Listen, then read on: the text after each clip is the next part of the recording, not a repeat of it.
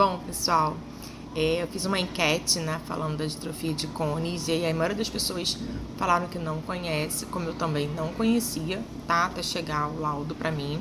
Então, assim, a deficiência visual, ela é muito abrangente, então, quando chega algum laudo desconhecido, né, eu vou em busca, vou estudar, vou pesquisar, porque o próprio laudo mesmo, médico, ele, para a parte pedagógica, ele não vem dizendo muitas coisas, né, não nos direciona.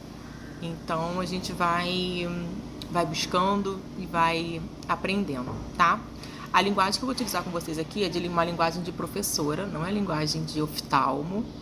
Então vocês vão ouvir uma linguagem simples, clara e para que a gente possa entender um pouquinho.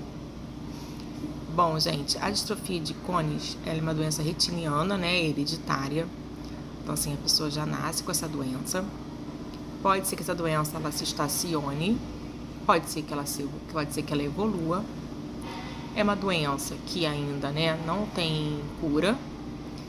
Então,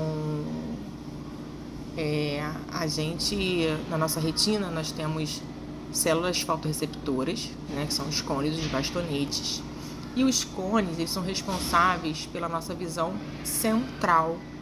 Ele é responsável pela nossa visão de cores, de detalhes.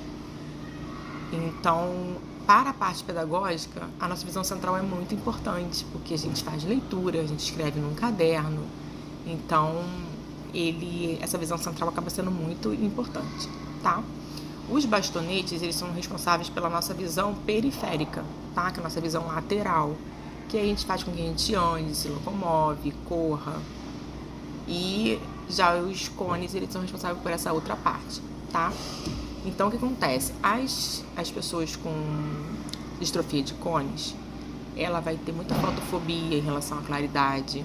Então, esse meu aluno, ele pede para que apague algumas luzes da parte de trás da sala de aula, para que ele possa ter um conforto melhor para copiar do quadro.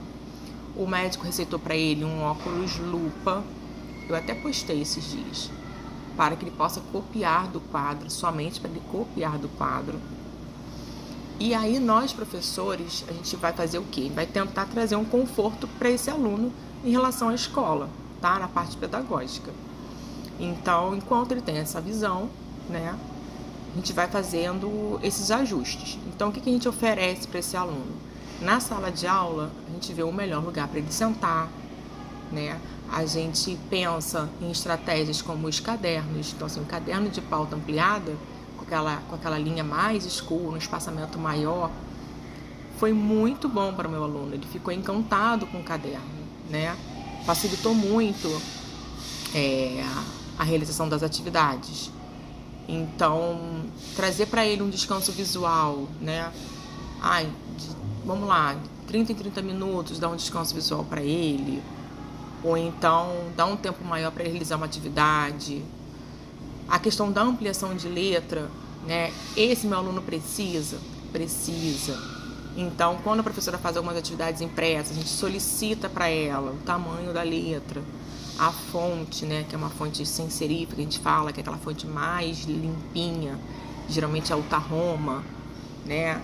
E a gente vai fazendo alguns ajustes. Então, assim, para fazer uma conta, por exemplo, ele utiliza um espaço muito grande do caderno. Então, a gente pede para pegar um retângulo, um hidrocor preto, em volta passar um destacador de texto amarelo, para tentar diminuir esse espaço, para que ele possa fazer ele dentro daquele espaço. Pegar um texto, né, sintetizar mais esse texto, né, para que aquela leitura não fica demasiada e muito cansativo para ele. Então, assim, tem vários recursos que a gente pode usar. Um lápis, né, mais escuro, que a gente fala do lápis 6B, que a ponta dele é bem escura. Mas tem que ter cuidado com a borracha, e nem toda borracha apaga esse lápis, senão o caderno fica todo borrado também. O plano inclinado, né, que a gente chama, que é o plano para leitura. Ele coloca a folha, o caderno, ele tem 3 ângulos. Então, qual traz mais conforto para ele, né? Então, tudo isso a gente vai perguntando. Esse meu aluno tem 9 anos, então ele vai dizendo pra gente: professor, isso é legal, professor, isso eu não gostei, professor, isso tanto faz, não faz diferença. Então a gente faz muitos testezinhos, a gente pergunta bastante, porque a gente quer que o nosso aluno ele tenha um conforto visual, né? Para que ele não se canse, né? Não force muito essa vista. Então, é isso. E aí ontem fiz essa reunião na parte da manhã com esse meu aluno. Foi bastante produtivo, conversamos muito com a professora regente, depois com a professora de apoio, né, que lá a gente chama de mediadora. Nem de mediadora mais, agora é um outro nome, agente de inclusão, mas cada lugar tem o seu nome, né?